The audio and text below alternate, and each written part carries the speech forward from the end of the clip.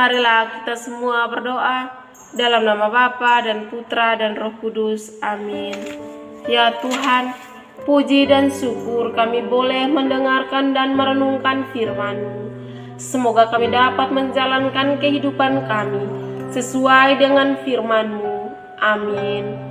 Inilah Injil Yesus Kristus menurut Markus. Dimuliakanlah Tuhan. Injil Markus bab 10 ayat 1 sampai dengan 12. Penceraian.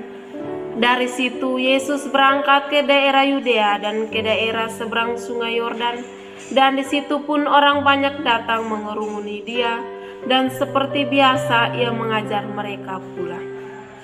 Maka datanglah orang-orang Farisi, dan untuk mencobai Yesus, mereka bertanya kepadanya, apakah seorang suami diperbolehkan menceraikan istrinya?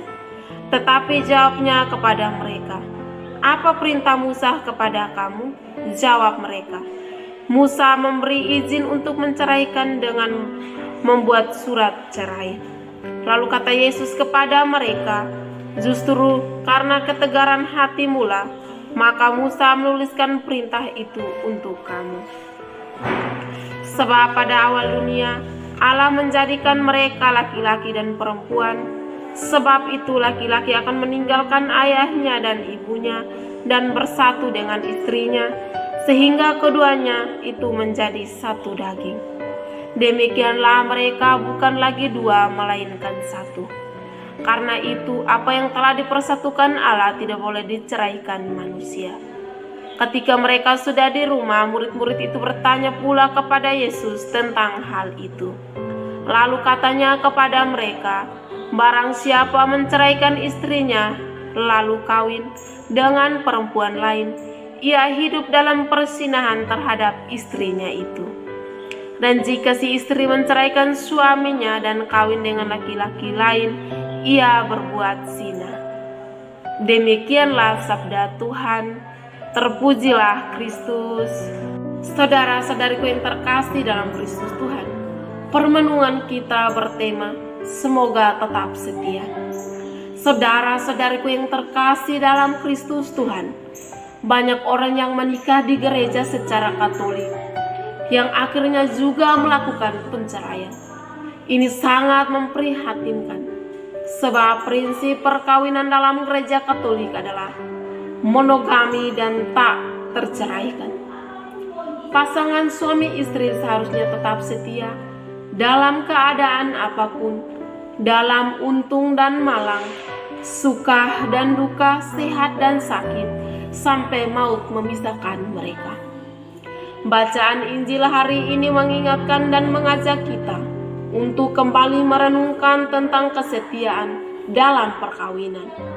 Orang Farisi bertanya kepada Yesus, apakah seorang suami boleh menceraikan istrinya atau tidak?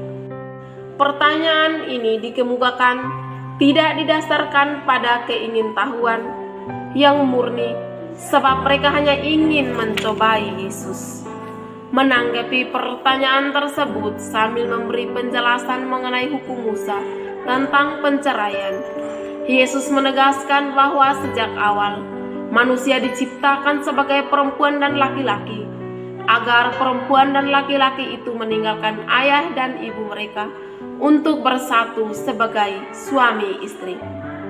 Keduanya menjadi satu daging dan tidak boleh dipisahkan, sebab apa yang dipersatukan Allah tidak boleh diceraikan manusia.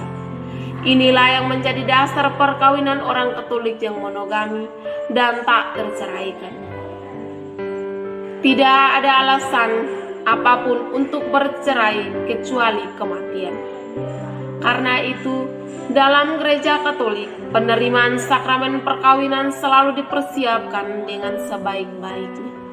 Persiapan ini tidak hanya menyangkut persiapan lahir yang terkait dengan tatanan upacara dan pesta-pesta, tetapi terutama persiapan rohani.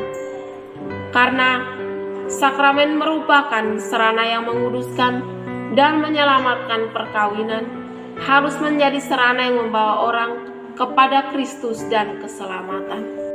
Sebelum mengakhiri permenungan ini, mari kita sama-sama berdoa.